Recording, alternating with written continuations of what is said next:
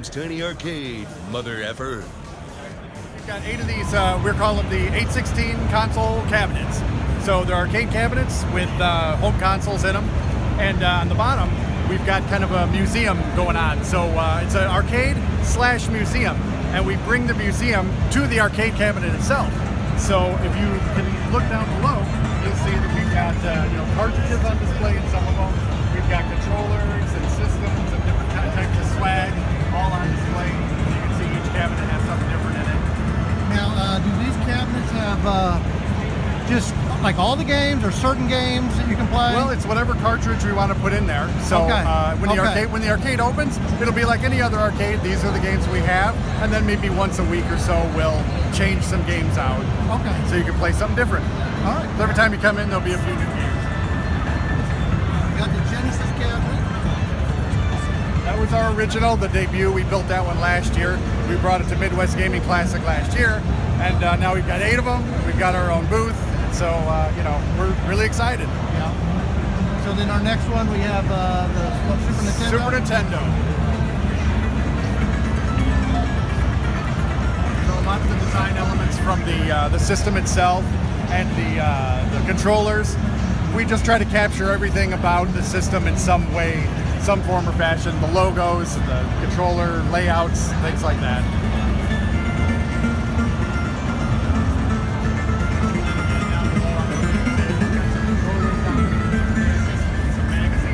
Just a lot of stuff to kind of show you what was around, what life was like back in the late 80s, early 90s.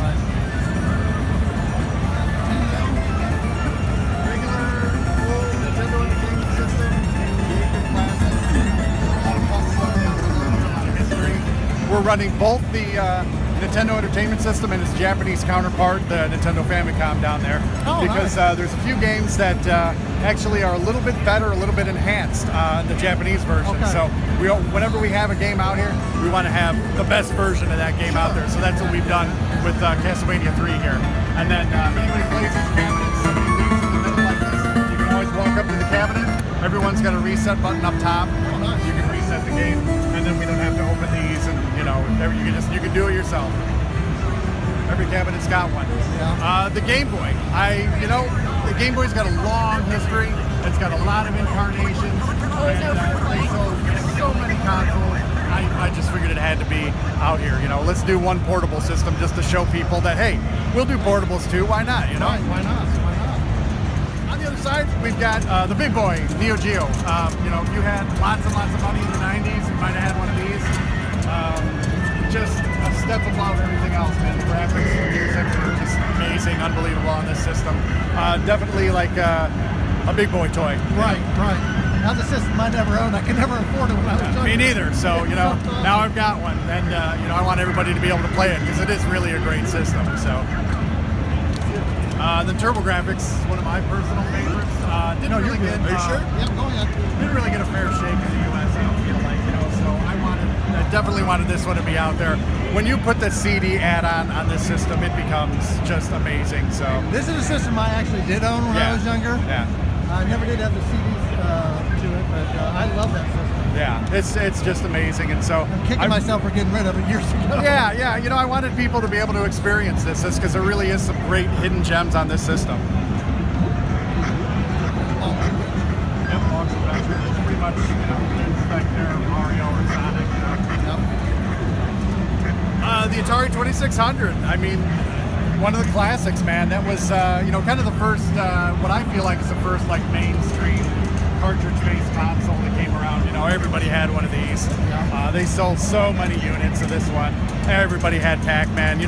Whether you thought it was a good version of Pac-Man or not, everybody had it because they made it a Pac-In after a while. So down below I've got a little bit of Pac-Man stuff down there, some controllers, some pamphlets and things.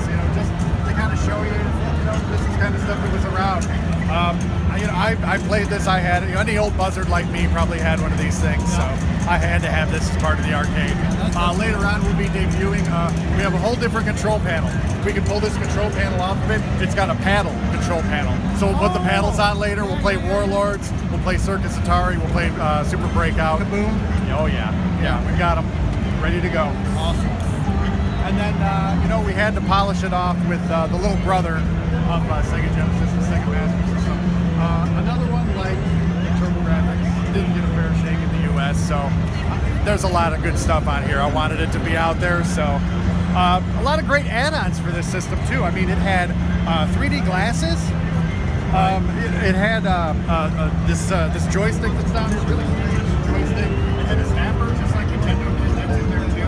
They had a lot of great stuff.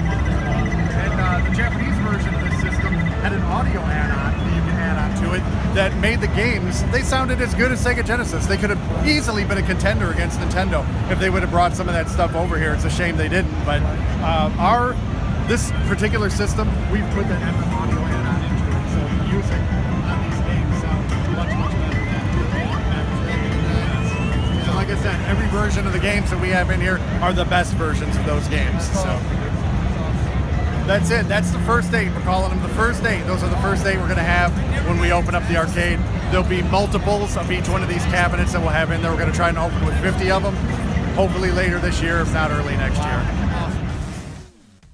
All right, so these machines, I want to thank Ray for taking me around and showing me them. They looked awesome. The detail on them, I love how they got like a little museum kind of you know, the games or controllers from each console kind of in the bottom of these machines. So I really want to thank him. All the machines look great. He had 8 of them. They're going to have these in an arcade in the southern part of Chicago eventually, and I'll definitely have to stop in sometime. So anyway, guys, thanks for watching. And until next time, guys, this was Tim's Tiny Arcade from the Midwest Gaming Classic.